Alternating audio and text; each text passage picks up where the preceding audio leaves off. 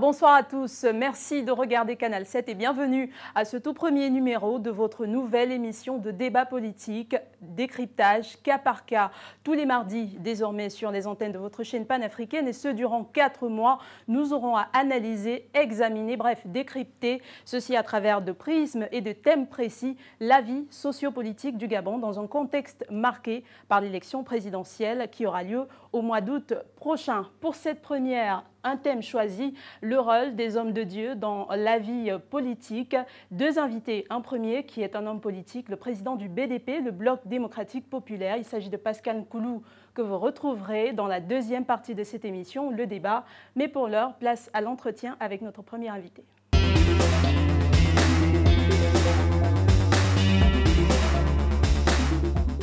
Jean-Marie Emanminko, bonsoir. Bonsoir. D'entrée de jeu, je voudrais savoir, est-ce que je devais vous appeler Monsieur Jean-Marie Emanminko ou Pasteur Révérend? Quel est le terme? Pasteur Jean-Marie Emanminko. D'accord, Pasteur Jean-Marie Emanminko, bienvenue sur le plateau de Canal 7. Juste vous expliquer, alors dans la deuxième partie de l'émission, c'est-à-dire après nos 10 minutes d'échange, vous aurez en face de vous Pascal Nkoulou dans la chaise à ma droite et juste à ma gauche, j'aurai celle qui va animer le débat avec moi, Patricia Lydie Mouillet, journaliste. Alors, pour revenir à notre échange, vous êtes pasteur de l'Église évangélique du Gabon, vous en avez été le président, ancien ministre du gouvernement de feu André Mbaoubam. Désormais, vous êtes membre d'une formation politique de l'opposition, c'est officiel, c'est reconnu. Comment vous définiriez-vous aujourd'hui? Est-ce que vous diriez de vous que vous êtes un homme politique, un homme membre de la société civile, juste un homme religieux, amoureux de politique? Comment vous vous définiriez?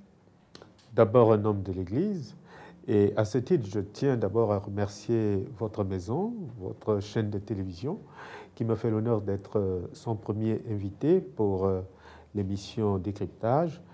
Je souhaite que pour l'essentiel du travail qui se fera ici, qui se fait ici, que ce travail soit assisté par Dieu, le Père Tout-Puissant, pour toujours améliorer la communication de votre chaîne de télévision. Et nous disons Amen. Merci.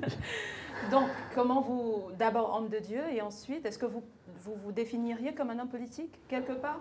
Je suis un homme de Dieu, j'ai un sacerdoce qui n'a pas de limite, qui n'a pas de frontières, un sacerdoce qui s'exerce aussi bien au niveau de l'Église, dans la société, pourquoi pas au niveau de la politique. Donc, je me définis comme un homme d'Église dont le sacerdoce n'a pas de frontières, n'a pas de barrières. Quel est le regard que vous portez aujourd'hui sur l'Église en général au Gabon et sur sa gestion en particulier? Alors, c'est une question très importante que vous me posez. Moi-même, j'ai longuement réfléchi sur cette question. Je ne suis pas pour une Église qui se tait. Je ne suis pas pour une Église silencieuse. Je veux être une Église qui participe à l'action de la société. Une Église qui dénonce, une Église impartiale, une Église, oui, qui dénonce des inégalités sociales, puisqu'il y en a dans notre société. Et vous jugez que l'Église aujourd'hui se tait beaucoup? Je crois qu'elle sombre beaucoup dans le silence que dans l'action. Or, ce n'est pas son devoir. Le devoir de l'Église, c'est d'être dans l'action. Le devoir de l'Église, c'est prêcher, c'est évangéliser, c'est dénoncer, c'est reprendre, c'est éduquer. Aujourd'hui, je m'aperçois qu'elle est silencieuse, notamment dans son regard de la société, dans sa participation à la vie sociale. Elle se tait beaucoup. Alors peut-être c'est ce qui vous a amené en politique aujourd'hui. Vous êtes engagé, c'est vrai que ça ne date pas d'aujourd'hui, mais cette fois vous êtes véritablement engagé, même auprès de l'opposition. Nous y reviendrons. Comment vous réussissez à lier votre ministère sacerdotal et l'engagement politique? Je ne pense pas qu'il y a un lien, je parlerai plutôt de prolongation. Je disais tantôt que mon ministère pastoral, et je crois que c'est aussi le ministère de l'Église, ne doit pas se donner des interdits. doit pouvoir s'exprimer dans toutes les sphères de la société, que ce soit la sphère publique, la sphère politique, la sphère ecclésiastique. En tout cas, le ministère pastoral, comme l'Église, ne devrait pas se donner des limites tant qu'elle vit dans ce monde, puisque l'évangélisation consiste à évangéliser le monde. Le monde n'est pas unisectoriel, le monde est multidimensionnel et l'Église a sa parole à apporter. On sait également que vous avez, vous dites à ceux qui vous posent la question que vous êtes arrivé en politique par un appel. Est-ce que l'appel politique peut être considéré comme l'appel au ministère ecclésiastique ou chrétien? Comment vous arrivez, vous, en politique? Alors, j'arrive effectivement en politique par un appel pour pouvoir apporter un engagement public, un engagement à visage découvert. Cet appel m'est venu de feu Omar Bongo. En 2005 notamment? En 2005, oui. Alors c'était à la faveur de quoi? C'était à la faveur de Bongo, du président, qui trouvait que l'unité nationale était menacée parce que des acteurs politiques, certains de l'époque, faisaient dans la politique ethnique, la politique communautaire, la politique tribale, et cette offre politique était une menace pour l'unité, était une menace pour la paix, dont il a passé beaucoup de temps à construire. Et il a pensé que l'Église, partageant cette valeur de paix, partageant la valeur d'unité, pouvait apporter un plus dans son combat, dans son action politique, dans son offre politique. Voilà comment je suis entré en politique. Et donc aujourd'hui, votre présence auprès de l'opposition, pour ne pas citer le candidat Jean Ping, voudrait dire que vous pensez que votre engagement ou bien votre sacerdoce pourrait servir cette cause? Vous la trouvez juste, sa cause, la cause qu'il défend tout au moins? Moi, je veux parler de moi, je défends des valeurs, je veux défendre les valeurs chrétiennes, les valeurs religieuses, les valeurs de paix, les valeurs d'unité, les valeurs de concorde, et lesquelles valeurs se trouvent imprimées en lettres d'or dans notre charte républicaine, dans la Constitution. Voilà, c'est ce que je défends. Je peux les défendre quel que soit le camp qui m'intéresse, qui me sollicite, qui me donne la possibilité de m'exprimer. Je peux le faire tant dans l'opposition que dans la majorité. Pour le moment... Mais pour le cas échéant, vous avez choisi l'opposition. Pourquoi ? Pour le cas présent, je suis dans l'opposition, oui, simplement pour animer le débat politique, hein, simplement pour animer le débat politique, me trouver dans une position où je peux ouvertement exprimer mes points de vue d'homme d'église, c'est tout. Ça n'a pas d'autre explication que celle-là. On développera plus tard si vous jugez que peut-être en face, vous n'avez pas le droit d'exprimer vos opinions en tant qu'homme d'église, mais... Est-ce que vous n'avez pas l'impression, quelque part, de bafouer un peu, entre guillemets, on le dira ainsi, les textes bibliques? Vous êtes déjà, vous avez soutenu le feu président Omar Bongo, vous avez également soutenu André Baobam, paix à son âme, feu également, et aujourd'hui vous êtes derrière cette opposition. Est-ce que vous n'êtes pas dans une sorte de défiance face à l'autorité qui, comme le dit d'ailleurs la très sainte Bible, vient de Dieu? Il faut considérer ce que je viens de dire dès le pétard. Mon sacerdoce a un prolongement qui ne trouve pas, selon moi, des limites, qui ne se donne pas des limites. Si dans l'Église je prêche la paix, et c'est ce que nous faisons dans l'Église, je me dois de prêcher cette paix dans la sphère politique. C'est ce que j'ai fait avec Omar Bongo, c'est ce que je continuerai à faire. Alors, en cela, on ne peut pas dire que c'est une défiance. Je parle de prolongement de mes valeurs chrétiennes dans le champ politique. Oui, mais ce prolongement est quand même assez dirigé, vous n'avez pas l'impression? Être dans l'opposition, à mon sens, à mon avis, être dans l'opposition, ce n'est pas faire défiance à l'autorité qui est établie. Dès lors que tous les Gabonais le savent, à commencer par vous-même, nous sommes dans un pays qui a une culture démocratique plurielle. Être dans l'opposition, c'est justement enrichir le débat républicain, le débat démocratique. Peut-être l'enrichissement de ce débat démocratique dans l'opposition peut, à certains endroits, à certains moments, sur certains sujets, aider l'État à ajuster ses prises de position, à ajuster sa politique publique. Voilà, je ne pense pas que ce soit là une défiance. Au contraire, c'est une contribution importante entre l'opposition et la majorité. Il devrait exister un lien du donner et de recevoir. Moi, j'essaie de me situer à ce niveau-là. Comme une courroie de transmission. Comme une courroie de transmission, je vous donne la paternité de l'expression. Merci Jean-Marie Eman-Minko pour ces minutes d'entretien. Nous allons accueillir ensemble avec vous et avec vous à la maison Patricia Lydie-Mouelé pour continuer ce débat et bien sûr votre contradicteur Pascal Koulou qu'on a déjà annoncé à l'introduction de cette émission. Ce sera donc pour la deuxième partie, le débat.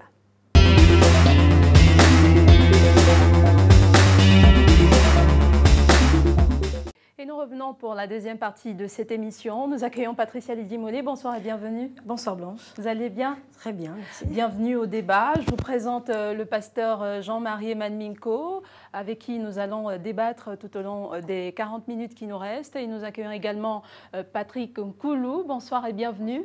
Pascal Koulou. Pascal Koulou. Ma femme pourrait vous en vouloir. Merci. Désolée à la femme de Pascal Koulou. Bonsoir Pascal Koulou et bienvenue sur Canal 7. Vous avez donc suivi en coulisses la réponse ou les réponses du pasteur Eman-Minko. Il pense qu'il ne fait pas défiance à l'autorité qui, comme le dit la Bible, vient de Dieu. Selon lui, ce serait sa façon à lui de contribuer pour l'avancement de la nation que de faire désormais partie de l'opposition. Je crois que si vous me posez la question, la remarque de fond que je ferai tient au vœu de sacerdoce. Le vœu de sacerdoce est un engagement solennel. On peut facilement l'identifier à l'engagement que prennent les militaires de mourir pour la patrie. Et c'est pour cela que ce corps se doit être entouré de tout le respect possible. Parce que voilà des compatriotes qui choisissent de mourir pour leur pays et pour leurs concitoyens. Donc il en va de même pour ceux qui font vœu de servir Dieu. Ils considèrent que de tout ce qu'il y a comme opportunité sur le plan humain et terrestre, la chose qui semble être la plus indiquée pour l'être humain, c'est de faire acte de soumission à son Créateur. Et comme tout le monde ne peut pas se consacrer à ce type d'exercice, ceux qui le font deviennent de fait ce qu'on va considérer sur le plan social, sur le plan moral, sur le plan humains comme étant des cautions morales, c'est-à-dire des personnes ressources vers qui on pourrait, quelles que soient les circonstances, se retourner pour avoir un avis en fonction des différents Et donc, pour en venir à la question, voilà. Vous pensez qu'il ne fait pas, ou bien là, il manque un peu à son devoir envers les fidèles? Non seulement qu'il manque un peu à son devoir, mais en plus, le fait qu'il dise qu'il sert la démocratie, je crois que le vœu des hommes de Dieu, ce n'est pas tant de servir la démocratie que d'aider les hommes à se reprendre lorsqu'ils sont en porte-à-faux avec les valeurs morales qui devraient conduire la société vers, de manière générale, je veux dire, vers son mieux-être. Et malheureusement, le pasteur Eman-Minko, qui je considérerais tout au long du débat qu'on va avoir comme étant un homme politique plein. Sinon, moi qui suis un bon croyant, je risquerais de pécher parce que je parle sous l'autorité du pasteur. Il est strictement interdit de contester, c'est-à-dire de prendre les hommes établis par Dieu sur un quelconque débat. Donc j'ai en face de moi un homme politique, c'est d'autant plus que quand vous avez souligné qu'il a été à la fois un soutien important pour le président Omar Bongo et puis pour Mboba, mais en même temps, il a été ministre d'un gouvernement, entre parenthèses, un gouvernement rebelle. Et aujourd'hui, il soutient un homme politique.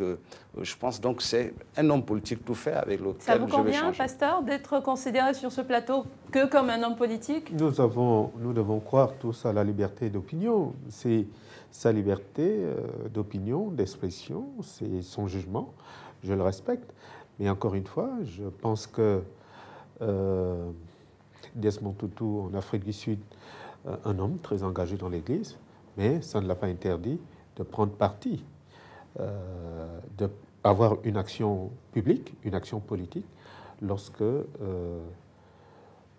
l'injustice s'est installée dans son pays, lorsque l'apartheid sévissait, il a cru de sa foi d'apporter une contribution pour que cette injustice soit abolie. Je ne pense pas qu'en le faisant, il a fait fi, il a fait une déviance par rapport à sa foi, par rapport à l'homme d'église qu'il était. On pourrait citer plusieurs exemples. Martin Luther King aux États-Unis, il a bien pris parti pour chasser, comment on appelait ça, l'apartheid aussi, comment on appelait ça, la ségrégation raciale aux États-Unis. Et les Américains vénèrent ce monsieur-là aujourd'hui en tant que fils brave, fils courageux des États-Unis, en tant que pasteur, homme d'église tout à fait accompli, tout à fait responsable, et aussi en tant qu'homme politique. En tout cas, c'est la lecture qu'on fait de la vie de Martin Luther King aux États-Unis. Peut-être ça dépend des idées défendues, Patricia. Alors, serviteur de Dieu, vous l'êtes, pasteur révérend Eman Minko. Aujourd'hui, à vous écouter tout à l'heure lors de vos échanges avec Blanche, vous avez dit que vous avez été sollicité par le président Feu Omar Bongo Ondimba. Alors, c'est dire que vous avez épousé les idées d'Omar Bongo Ondimba dans le cadre de sa politique. Vous êtes donc un homme politique, comme l'a souligné tout à l'heure M. Nkoulou. Est-ce que ce n'était pas un rêve pour vous quelque part, puisque la perche vous est étendue? Attention, la politique, il ne faut pas globaliser les choses. J'ai bien situé. C'était un appel déjà. J'ai bien situé dans quel cadre j'ai répondu à l'appel d'Omar Bongo. Il faut que les choses soient claires à ce niveau. Il avait besoin de consolider son combat politique dans ce pays, c'est-à-dire l'unité, c'est-à-dire le maintien de la paix, et pour ces valeurs chrétiennes, à la fois politiques, que nous avons en commun, j'ai donc décidé de l'accompagner pour la défense de ces valeurs. C'était aussi un moyen pour vous pour véhiculer vos idées dans le cadre religieux, mais aussi aujourd'hui vos brebis. Quel regard ils ont sur vous en tant qu'homme de Dieu, politicien aujourd'hui? Voilà, lorsque vous parlez de mon engagement politique, lorsque vous me parlez en tant qu'homme politique, j'aimerais en retour savoir quelle est la conception que vous faites de la politique. Alors, quelle est la conception? Je vais répondre. La conception que le Gabonais fait de la politique, que le chrétien fait de la politique. Est-ce que la politique, ça signifie toujours la sorcellerie? Est-ce que ça signifie toujours le mensonge? Est-ce que ça signifie toujours la démagogie? La démagogie? Est-ce que ça signifie toujours le détournement? Est-ce que ça ne signifie pas toujours ça, justement? Moi, c'est la question que je voudrais vous poser. Non, ça c'est la conception que le Gabonais, mais même est-ce intellectuel, que ce n'est pas ça, la politique, se fait même de la politique. Or, la politique, c'est pas ça. Moi, qui suis pasteur aujourd'hui, en France, j'ai fait de la philosophie politique dans une faculté catholique, et par des pasteurs et par des prêtres comme responsables de chaire. Ils ne m'ont jamais dit que la politique se définissait comme la sorcellerie, telle que nous le disons aujourd'hui. La politique se définissait comme les détournements de fonds publics. La politique se définissait comme des crimes de sang ou autres. Nous avons une conception de la politique, certains Gabonais, qui est totalement erronée aux antipodes de ce que c'est la politique. Alors, Pascal Nkoulou, est-ce que vous pensez comme le pasteur, ou alors vous qui êtes un homme politique, vous êtes pleinement et vous assumez votre statut d'homme politique sur ce plateau? Non seulement j'assume mon statut d'homme politique, mais il faut remettre les choses dans leur contexte. Le contexte de la lutte anti-apartheid était un contexte bien différent de celui du Gabon. Le contexte de la lutte pour les droits civiques des Africains-Américains était également totalement différent par rapport au contexte gabonais. Ce que je veux dire par rapport aux explications, et je vois bien toute la peine et le mal que se donne le pasteur à vouloir justifier son investissement politique, c'est que dans le fond, Monsieur Eman Minko, le problème, tel que nos compatriotes le ressentent, c'est que le politique, par essence, est consacré aux requins. Les hommes d'église, je persisterai, je vais m'accrocher à cela, ont pour vocation d'orienter les citoyens en les mettant face à leur véritable responsabilité, mais également face aux engagements qui sont ceux auxquels nous renvoie l'ensemble des très saints ouvrages, que ce soit le très saint Coran ou la très sainte Bible. Malheureusement, le fait que les hommes d'église, comme vous, et un peu comme Babo Solo il y a quelque temps, et on a vu les résultats, malheureusement, Dieu nous en a préservé très vite, les catastrophes auxquelles cet homme aurait pu conduire le Gabon, que ce soit son passage à la mairie, son passage au gouvernement, aujourd'hui son parti est dans l'état il est, uniquement parce qu'il n'a pas su se construire donc cette vision qui est indispensable à tous les grands hommes politiques. Ce que je veux dire, c'est que quand on regarde cet investissement qui est celui des hommes d'église dans la politique, c'est à la fois une forme d'imposture, mais également une instruction mal préparée. Parce que, et vous le dites vous-même, l'enseignement ou la culture d'un homme d'église n'est pas liée à la contradiction.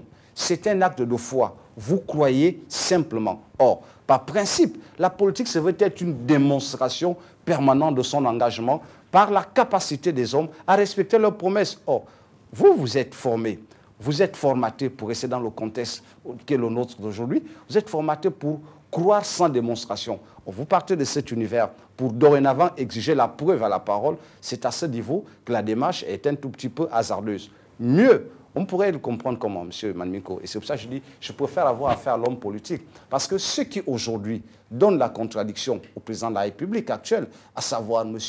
Guizou Bandama, M. Jean-Ping, et tous ceux qui étaient là il y a quelques années dans le PDG, qui étaient des fervents partisans de ce système, ont, comme par magie, et véritablement là, je n'ai pas entendu les hommes d'église leur poser des principes de foi et de morale, se sont exemptés en disant, je demande pardon. Mais vous, l'homme d'église que vous êtes, ou que vous étiez, je m'attendais, ou du moins je pensais, à ce que l'Église leur conduise dans le véritable chemin du pardon, qui consiste à quoi? Comme peut-être l'a fait le président de l'Église évangélique lors de la célébration de la Pentecôte. C'est exactement cela, parce que l'acte de confession... Mais est-ce que là, ce n'est pas un peu une sorte de paradoxe par rapport à ce que vous dites? C'est quand même le président de l'Église évangélique qui, lors d'une messe, appelle un peuple, bien sûr c'est un discours politique, même si on sait que les hommes de Dieu sont appelés à faire régner la paix, il est quand même parti des propos d'un homme politique, notamment Jean Ping, avec cette fameuse sortie qui a fait mouche forcément. Est-ce que vous ne pensez pas que là, à ce niveau, il y a une sorte de contradiction? Je souhaiterais justement tout à l'heure que le pasteur Manminko nous resitue sur ces éléments de langage d'un homme qui veut être président et qui, de façon tout à fait volontaire, disqualifie une partie de la population. Mais par rapport à la visite du président, vous savez, le président de l'Église évangélique ne fait pas de politique. C'est d'abord avant tout une responsabilité administrative.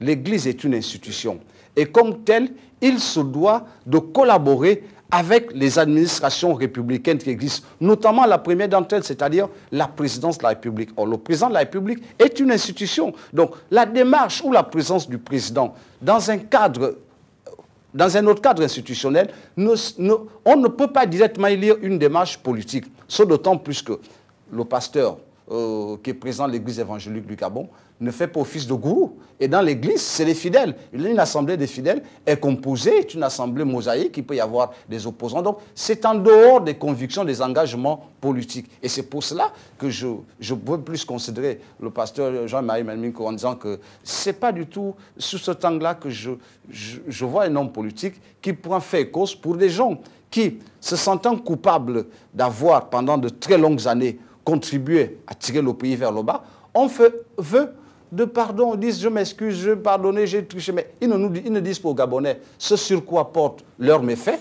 Et ensuite, cet acte de répandance, ils ne promettent pas ne pas recommencer, mais comme par magie, ils disent je vais être président de la République. Bon, c'est ce marché de dupes et le fait que lui, l'homme d'église, l'homme de foi, porte caution à de tels hommes, me gêne un tout petit peu parce que, je vais terminer si vous permettez, dans cette marche vers le pardon, il y a l'acte de, je vais dire, de rétribution, il y a l'acte de rendement. Or là, on ne voit pas en quoi. C'est pour ça que je dis, votre attitude est pure et simplement politique. Monsieur Nkoulou, à vous entendre tout à l'heure, vous venez de dire au pasteur qu'il a choisi la voie de l'intrusion mal préparée. Aujourd'hui, on sait que la politique, vulgairement, c'est la gestion de la cité. Lui, en tant que citoyen, n'est-il pas en droit, justement, de s'exprimer, quelle que soit la situation ou encore les conflits, les phénomènes dans la cité? Est-ce qu'il n'est pas en droit de s'exprimer en tant que citoyen? Oui, mais à la seule défense que son opinion n'est pas une opinion neutre. Elle n'est pas non plus isolée. Elle est fixée, elle est rigide. Elle participe de la volonté d'une alternance. C'est-à-dire qu'aujourd'hui, l'homme qu'il soutient, à savoir M. Ping, s'il est président, je crois que naturellement, comme le ferait n'importe quel homme politique, le pasteur, enfin, M. Manminko, s'attend en retour à ce qu'il lui soit attribué un pan du nouveau domaine auquel prétend M. Jean-Ping. Alors, pasteur Manminko, on sait quand même, parlant de cette sortie ou de cette célébration de la Pentecôte dernièrement avec la présence du chef de l'État, on sait que vous avez réagi le 8 mai notamment par rapport à l'implication que vous présumez être celle du président de l'Église évangélique dans la vie politique. Est-ce que ce n'est pas un peu paradoxal vu que vous aussi, déjà à l'époque où vous étiez président de l'EEG et même à présent, vous le faites? Qu'est-ce que vous lui reprochez particulièrement à lui? Le président de l'Église? Oui, de l'Église évangélique. Le président de l'Église évangélique du Gabon a toute liberté d'inviter qui il veut à l'Église. Je crois que lorsqu'on invite à l'Église, la préoccupation essentielle et fondamentale du pasteur, c'est de dire le sermon, c'est de s'arrêter à donner le message biblique, à l'expliquer et de fois même à faire des applications sur ce message en restant dans le cadre théologique, en restant dans le cadre du message de Jésus-Christ. On ne prêche pas autre message lorsqu'on est en chair. Donc alors vous lui reprochez cette action pendant le c'est pas moi qui le lui reproche. Lui-même a dû le sentir qu'il est sorti du cadre théologique, il est sorti du cadre évangélique pour s'immiscer dans le débat politique et en prenant fait et cause pour un candidat, il y en a plusieurs. Est-ce qu'il le fera pour tous les candidats prendre leur cause en chair? Ce que je ne pense pas.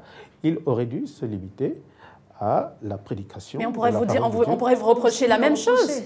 Vous avez pris Je ne vais pas me servir des outils de l'Église, des outils sacrés pour exprimer mes opinions politiques. Je le ferai en dehors de ce processus. Mais comment on pourrait avoir... Vous avez dit également tout à l'heure qu'en 2009, quand on vous a sollicité par le président Feu Omar Bongo Ondimba, vous étiez déjà à l'Église. Oui. Alors, et c'était vous exercez sur cette également base-là qu'il vous a choisi. C'était sur des valeurs que nous avons en commun, Église et l'action politique du chef de l'État, la paix et l'unité du Gabon. Je voudrais revenir sur l'intervention de Nkolo tout à l'heure en disant que si vous reconnaissez le rôle de Desmond Tutu en Afrique du Sud lors de l'apartheid, que c'était un contexte particulier, aux États-Unis, Martin Luther King intervenant, que c'était un contexte particulier, celui de se battre contre la ségrégation raciale. Le Gabon ne manque pas des contextes aussi particuliers. Lorsqu'on parle de crimes de sang, est-ce que ce n'est pas un contexte particulier qui doit susciter l'engagement de l'Église? Mais est-ce que vous avez forcément besoin de rentrer dans un camp politique pour pouvoir aider à résoudre ces problèmes-là en tant qu'homme de Dieu? C'est toute ma liberté de citoyen, sauf si on m'interdit en tant que citoyen de ne mais pas aller... C'est exactement ce que vous semblez reprocher pour le président actuel. C'est ce que vous semblez... l'Église évangélique. Non, comprenez-moi bien. On n'exprime pas des convictions politiques étant dans la chair de l'Église, étant sous l'Église. On sort de l'Église. Parce que la chair est sacrée, c'est un lieu saint. Si vous avez à exprimer des convictions politiques, faites-le en dehors de la chair. C'est un lieu saint. Il n'y a que la parole de Dieu qui doit être dite dans ce lieu-là. Et non des convictions politiques. N'importe qui peut avoir ses convictions politiques, mais attention de faire la différence de lieu. Alors Pascal Nkolo, à quel moment un homme d'église peut arriver à revêtir son vêtement de citoyen, c'est-à-dire comment faire la part des choses entre vie sacerdotale et engagement politique? Oui, je vais répondre à votre question, mais je souhaiterais que M. Manminko m'écoute attentivement parce qu'il devra répondre à la question que je vais lui poser. C'est de savoir, M. Manminko, est-ce que depuis que vous avez occupé toutes ces différentes fonctions politiques, vous avez arrêté de prêcher? Avez-vous arrêté d'intervenir comme pasteur au sein des églises? Est-ce que vous avez arrêté, vous, de vous mettre à la chair? Mais il faut se mettre à la chair en tant que pasteur pour prêcher la parole de Dieu et rester dans le strict cadre de cette parole-là. Est-ce que vous réussissez? Ce que je réussis, bien sûr. Vous ne pouvez pas être jugé parti. Voilà, je veux justement continuer sur... Oui, M. Manminko, l'exercice est difficile. Vous ne pouvez pas avoir une opinion publique en dehors de la chair, et avoir un enseignement, oui, opinion politique dans la chair, c'est oui, justement, c'est-à-dire aujourd'hui, vous avez pris, moi je vais rester dans l'exemple que vous-même vous avez pris l'exemple de Martin Luther King. Oui. Vous savez bien que par moment, il était indispensable de prêcher sur les valeurs communautaires, sur les valeurs d'autorat, sur les valeurs de citoyenneté. Et ça permettait que le message d'union en termes de « nous sommes tous citoyens », que Desmond Tutu a utilisé par après, puisse être bien compris par les fidèles. Or, aujourd'hui, lorsque vous êtes un homme politique, et c'est votre cas, si vous prêchez en chair, il y a des confusions qui vont s'installer, parce que vos fidèles ne sauront pas de façon précise qu'ils écoutent? Est-ce l'homme politique? Est-ce le pasteur? C'est d'autant plus que vous gardez la même identité à quelques différences près que s'il ne s'agit que de lieu. Or, ce qui serait intéressant, et là je serais d'accord avec vous, que vous sortiez totalement des cordes de l'Église évangélique et que vous abordiez votre nature de citoyen. À ce moment, vous êtes libre de prendre tout engagement politique, et puisqu'on ne vous verra plus en moins cher, et puisque vous ne vous servirez même plus du qualificatif de révérend pasteur, à ce moment-là, vos opinions, vous retribueront la nature et le respect que l'on peut donner aux hommes politiques, ou le mépris et le rejet aussi. Donc dans ce cas, moi j'ai l'impression que vous vous dissimulez. En vous servant de la touche pastorale, ou en vous servant de cette posture de pasteur, vous souhaitez être exempté constamment des différentes remarques pernicieuses qui peuvent être faites aux hommes politiques. Et c'est à ce niveau que je posais la question de savoir, quand vous vous retrouvez avec des hommes qui portent la responsabilité du glissement profond, à la limite même abyssal, qu'a connu notre pays sur un peu plus de 40 ans, et que vous êtes en train de dire que c'est pour les amener à être plus conscients. Je pense que, est-ce que vous n'avez pas vous-même l'impression qu'avec ces gens-là, vous êtes totalement, mais excusez-moi, à côté de la plaque, qu'ils ne peuvent pas, ils ne pourront plus, et c'est pratiquement quelque chose qui leur est impossible de changer. Et vous vous mettez là à donner une image presque angélique. Entre parenthèses, hein, je dis alors, une image presque angélique. Alors peut-être qu'on ne va pas lui faire le procès de son appartenance ou de son Koulou, choix politique. Juste, oui, Patricia. pasteur, révérend pasteur, pour répondre un peu à M. Nkoulou, c'est dire un peu, comme il parle d'individualité, est-ce qu'aujourd'hui vous arrivez justement à dissocier ces deux rôles au niveau de l'Église? Vous continuez à prêcher, vous faites également la politique. Est-ce que vous essayez justement de dissocier cela? Monsieur Koulou, je suis au regret de ne pouvoir pas répondre au procès que vous faites aux hommes politiques de l'opposition. Attendez au moment où vous serez avec eux, vous aurez à débattre, vous aurez à leur dire ce que vous semblez bon qu'ils font, ce que vous semblez regarder, observer comme mal qu'ils font. Répondant à votre question, et puis aussi à M. Nkoulou, je vais dire ceci.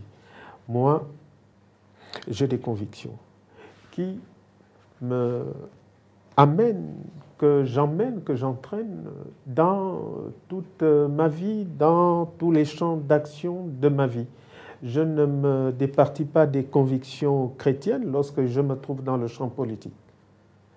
Je l'ai fait avec Omar Bongo, je l'ai fait avec Mbobam. Ce n'est pas parce que je vais me retrouver avec des personnes que vous peignez en couleur, je ne sais pas, que subitement je vais changer mes convictions. Au contraire, je vais encore plus les exprimer. Quand je suis avec, par exemple, M. Ping, je lui dis ce que sont mes convictions. Je les vis à ses côtés. De la même manière, quand je suis à l'église, je vis... Je peux vous demander quelle interprétation vous avez eue ou quel est le conseil par extraordinaire que vous lui auriez donné après sa déroute sur les cafards et les gens qu'il fallait mettre de côté? Vous posez une excellente question. Je vais vous le dire pourquoi. Le débat politique a ces monstruosités, a cette immoralité que j'observe aujourd'hui, que ce soit du camp de l'opposition comme du camp de la majorité. Justement, l'Église, les hommes d'Église doivent pouvoir intervenir pour rendre le débat politique sain, comme il se passe sous d'autres yeux. Mais il y a tellement de l'immoralité. On ne respecte plus les aînés. Et les aînés ne font pas l'effort. Et les aînés ne font pas l'effort de cultiver, d'incarner les valeurs africaines. En politique, on le retrouve aujourd'hui, l'immoralité. Les gens qui ne savent plus incarner les valeurs africaines, les jeunes qui ne savent plus le respect des aînés. Et ça se passe dans les deux camps. Justement, l'homme d'église en milieu politique ça fait quand même beaucoup d'années. C'est pas aujourd'hui que vous connaissez ce milieu politique, notamment on parle du contexte gabonais. Oui. La politique, elle n'a pas changé, elle est la même depuis. Pourquoi vous ne vous retirez pas? Est-ce que vous pensez que vous avez encore tellement à faire? Justement, la Bible, on va revenir sur la Bible. La Bible oui, dit, bien sûr, c'est votre domaine. C'est votre domaine. La Bible dit, oui, bien sûr. Là où le mal a abondé, la grâce a surabondé. Ça veut dire quoi? Il ne faut pas fuir le mal. Alors là, vous n'êtes pas un homme d'église. Quand il y a le mal quelque part, il faut aller attaquer le mal. C'est le rôle de l'église aujourd'hui. Alors, est-ce qu'on doit considérer que le mal se trouve du côté où vous êtes aujourd'hui, ou alors pourquoi vous n'avez pas choisi une position neutre au milieu, tout simplement? Lorsque je m'attaque au mal, je ne fais pas de distinguo, je ne fais pas de camp, je ne suis pas Mais vous êtes quand partisan. même dans un camp aujourd'hui. Mais dans mon camp, s'il y a le mal, je le dénonce là-bas. Je ne suis pas dans l'opposition pour caresser le mal. Je suis dans l'opposition pour dénoncer le mal. Quand il y a des dérapages, je me dois d'intervenir, d'interpeller, de corriger. C'est le rôle que je fais au niveau de l'opposition, tel que je le ferais si j'étais dans la majorité. Je jouerais le même rôle. Il faut que des hommes politiques dignes, des hommes d'église dignes de ce nom, s'immiscent dans notre société pour corriger les dérapages, pour corriger les déviances, pour corriger les dérives. C'est le rôle de l'Église. C'est pour cela, je disais tantôt, au début de mon intervention, que je ne tais pas pour cette Église qui se tait devant le mal. Mais si l'Église aujourd'hui est engagée, pasteur, vous dites aujourd'hui l'Église est engagée. Vous, en tant qu'homme de Dieu, vous êtes engagé. Il y a des phénomènes qui se déroulent dans notre société, à Libreville par exemple, au Gabon notamment. Et vous, homme d'Église, est-ce que vous êtes levé, est-ce que vous êtes mis debout justement pour dénoncer cela? Parce que jusqu'alors, les hommes d'Église, les serviteurs de l'Éternel, ne sont pas toujours aptes aussi à se lever et puis parler d'une même voix pour dénoncer un phénomène. Voilà, le pasteur Eman que je suis s'engage dans une vie publique pour justement dénoncer publiquement. On me reproche de le faire. Il faut qu'on me confine dans l'Église.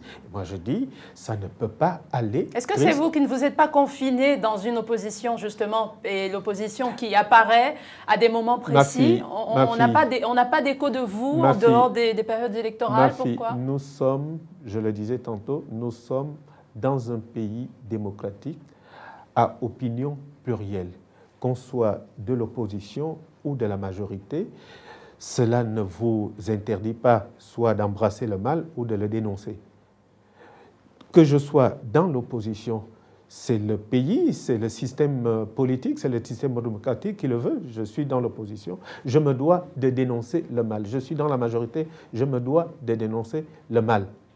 Oui, Monsieur Manminko, oui. Vous faites bien de citer une parole de la très sainte Bible, mais en même temps, je vais vous retourner un contexte très fort qui dit que la lumière, lui, dans les ténèbres ne l'ont point reçue. Aujourd'hui, votre investissement aux côtés, comme vous-même vous l'avez dit, que là où le mal abonde, la grâce surabonde, est-ce que vous êtes convaincu que vous aurez des fruits? Ce d'autant plus que, à regarder comment les choses évoluent, c'est beaucoup plus ces hommes politiques qui ont des ambitions d'ordre démentiel, qui ont un langage de plus en plus odieux et qui conduisent le pays de façon à ce qu'il y ait une sorte d'affrontement. Parce qu'aujourd'hui, nous on a l'impression, quand on regarde ce qui se fait dans le camp de l'opposition, le camp de là où vous êtes, que ces gens veulent se servir de l'élection présidentielle comme un prétexte pour, entre parenthèses, créer une situation de chaos afin de mieux légitimer leur engagement ou leur existence politique. Ce d'autant plus que ça se voit, toutes leurs sorties, il y a un certain nombre d'initiatives ou d'actions qui visent à défier l'ordre public pour créer des situations avec incidence, et aucun d'entre eux n'a jamais abordé les valeurs républicaines et civiques, à la limite même chrétiennes. Bon, c'est-il que, je ne sais pas ce qu'ils sont entre maoïstes et taoïstes, mais toujours est-il qu'on les entend rarement revenir sur ces valeurs-là. Est-ce que vous n'êtes pas justement à votre niveau cette lumière qui luit dans les ténèbres et que les ténèbres ne recevront peut-être jamais? Bon, je m'interroge, c'est pour ça, je ne vous confine pas, ou je ne me dis pas que vous devez rester dans la chair à prêcher, mais je me dis, est-ce que vous n'auriez pas mieux fait de rester tout à fait neutre? Et là, j'aborde comme Desmond Tutu, qui peut dire, là, les politiques, ça ne va pas. Et à ce moment, votre jugement sera non seulement un jugement de valeur, mais en même temps un jugement d'homme d'église.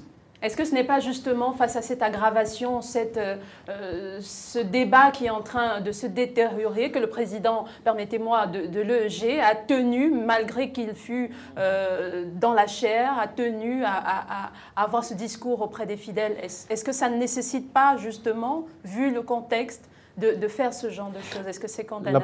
La parole du président, à mon avis, ne devrait pas être partisane.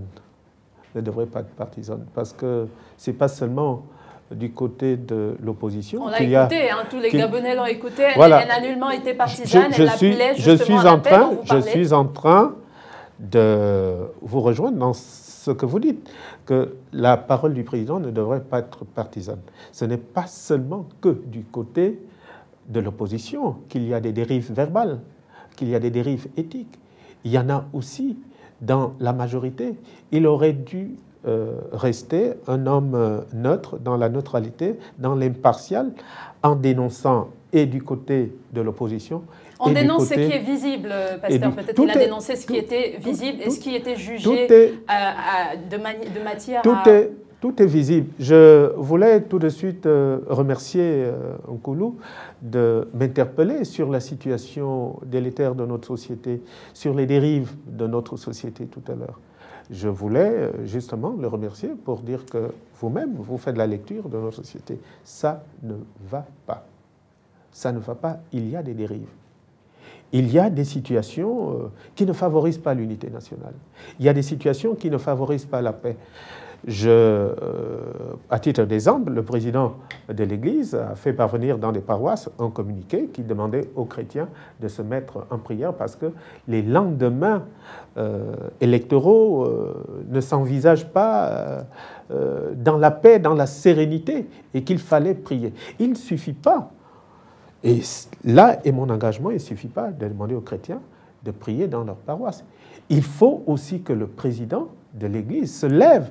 Qui a dit que l'Église ne peut pas dialoguer avec le chef de l'État? Si c'est du côté du pouvoir que l'inquiétude, que l'incertitude tend à venir, il faut que l'Église se lève, rencontre le chef d'État, et puis on en discute. Qu'est-ce qu'il ne l'a pas fait?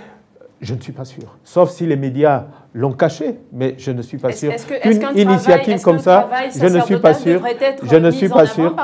Je ne suis pas sûr qu'un travail comme ça resterait discret. Ça gagnerait à être su de tous les Gabonais que l'Église a pris une action, vu l'inquiétude que l'élection présidentielle suscite auprès des populations. Le pasteur président s'est rendu chez le président de la République, l'autorité de l'État, pour s'enquérir de ce qui ne va pas. Est-ce que les soupçons que nous recevons sont justes, sont vrais? S'ils sont vrais, monsieur le président, et ça se discute, ça se conseille. Si c'est du côté de l'opposition, qu'il prenne toujours son bâton de pèlerin et se rende chez les différents leaders d'opinion pour leur dire ce que nous entendons. C'est pas fait, c'est pas fait.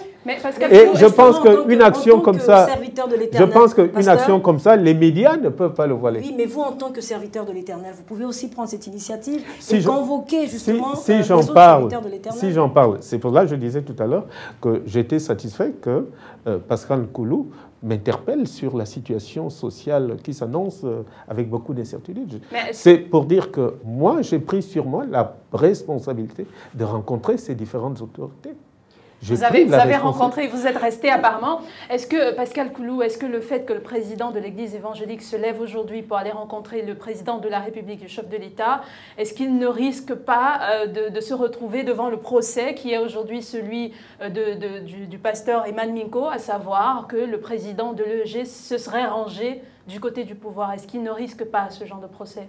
Non, je pense que M. Eman Minko fait bien d'occulter les responsabilités administratives du président de l'Église. Vous savez, au sein de l'Église évangélique du Gabon, il n'y a pas que l'Église en tant que telle. Il y a un ensemble de structures autour de cette Église, notamment l'enseignement protestant. Et autour de cet enseignement protestant, l'État a des responsabilités importantes en ce qui concerne le paiement ou le soutien de vos professeurs, donc des centres de infrastructures. Donc toutes ces questions peuvent conduire à ce que le président de l'Église évangélique discute avec la première autorité politique et administrative du Gabon pour régler ces problèmes en interne ou pour solliciter une meilleure aide de la part de l'État. C'est un fait. L'autre fait est que, en tant que premier responsable de l'institution à laquelle vous appartenez, il revient au président de l'Église de donner un tout petit peu, selon ce qu'il a comme retour de ce que les fidèles viennent lui exprimer comme situation sociale sur le terrain, de transmettre cette vision, ces inquiétudes au chef de l'État. À la seule différence, et c'est à ce niveau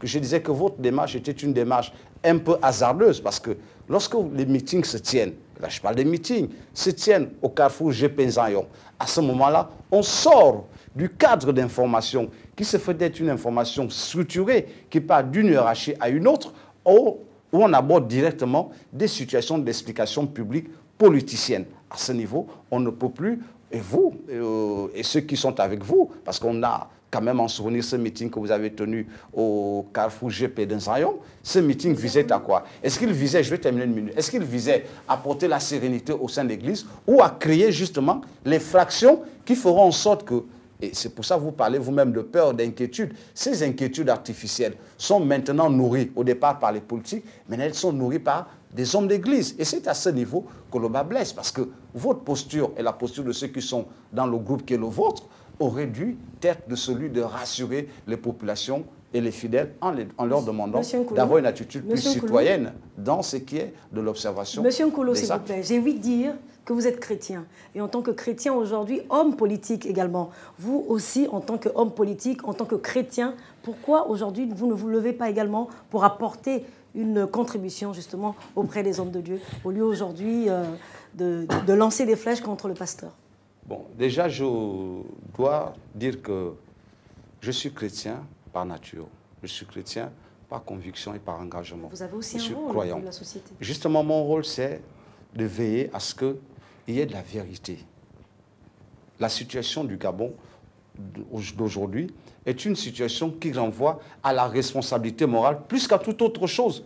Nous avons des hommes qui ont volontairement choisi de conduire le pays à la dérive. Et là où mon cri de détresse, mon cri d'interpellation s'élève contre les hommes d'église, c'est qu'ils viennent en appui à des hommes qui ont prouvé leur mauvaise foi à tous les niveaux. Et vous pensez qui aujourd'hui... cette vérité, M. Nkolo? Mais je regarde aux actes, je regarde au constat. Tout à l'heure, je disais en début d'émission que ce qu'on note dans leur démarche, c'est qu'ils viennent une fois une confession.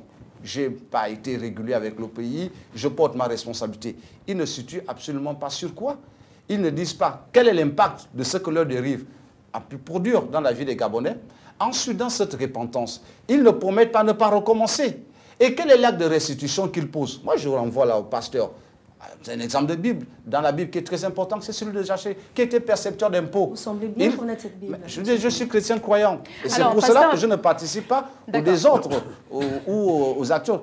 Zaché a fait quoi? Zaché a confessé, il s'est repenti et il a rendu ce qu'il avait pris en trop. Que ces hommes fassent à leur niveau ces trois étapes. Et je suis d'accord que les hommes d'église s'engagent avec eux. Oui, vous voulez répondre rapidement avant Je ne rentrerai pas dans le procès que Pascal fait des hommes politiques, de ses frères. Je lui dirais simplement qu'il ne nous appartient pas de juger.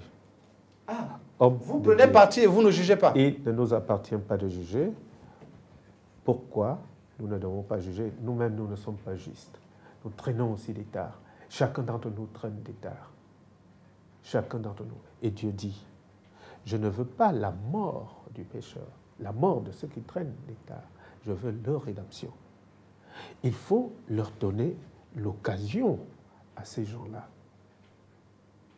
bien sûr, de confesser le mal qu'ils ont fait, bien sûr, de faire de la repentance, et leur donner l'occasion de montrer si, effectivement, ils ont compris quelque chose au mal qu'ils ont fait dans ce pays. Vous pensez que l'occasion ne leur a pas été donnée à plusieurs reprises déjà depuis le temps? Il ne faut pas tout de suite les mettre en prison. C'est de l'intolérance.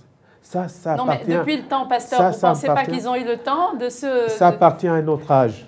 Ça appartient à un autre âge. Et la justice, Monsieur Nkolo, nous sommes dans un pays démocratique, et la justice est là pour nous dire, s'ils ont fait tant mal à l'État, qu'on laisse la justice les juger que de leur faire le procès à travers des chaînes de télévision. Nous sommes à quelques minutes de la fin de cette émission. Revenir peut-être un peu sur ce thème, le rôle des hommes d'église dans la vie politique. Jusqu'où vous, en tant que pasteur et avec une position politique, vous avez de l'influence sur vos ouailles?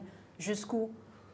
Est-ce que vous iriez jusqu'à leur dire de voter pour le candidat que vous soutenez ou pour la position que vous adoptez? Mon engagement est personnel. Comme d'autres diraient, la foi est personnelle. Ça ne se mélange pas avec la foi d'autres. Mon engagement politique est personnel. Je sais ce que je défends.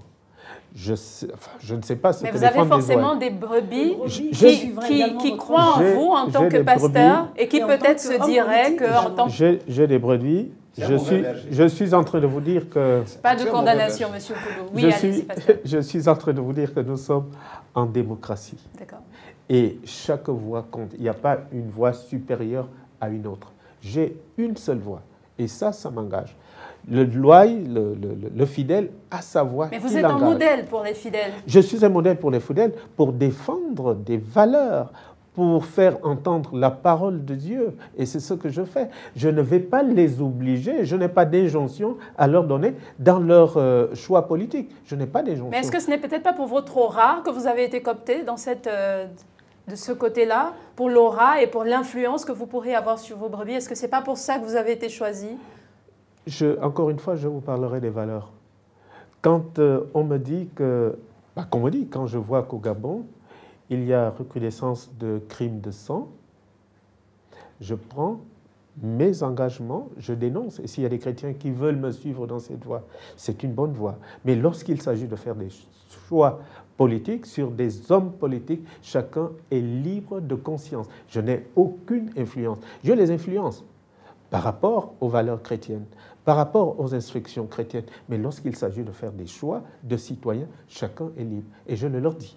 Choisissez le camp qui vous semble à même d'apporter le développement, d'apporter l'émergence dans ce pays. Et je reviens sur Pascal Nkoulou, que je suis très, très attentionnément à travers ses propos télévisés.